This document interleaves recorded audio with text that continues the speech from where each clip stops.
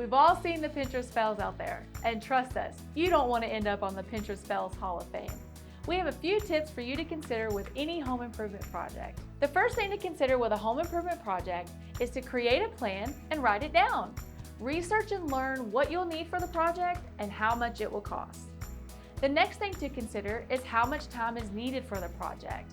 DIYs can sometimes take up a lot of our personal time, so it's important to consider how many nights and weekends you're willing to commit to complete your project. While we all love DIYs, leaving the bigger and more complex projects to experts is a better option.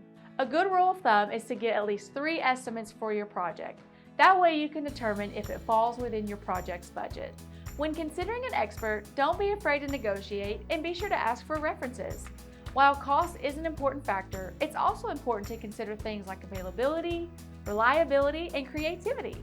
Lastly, using your home's equity provides many benefits to help kickstart your home project. Our team is ready to help you find the best home loan solution for you because we know there's no place like home. To learn more, visit tvacreditunion.com.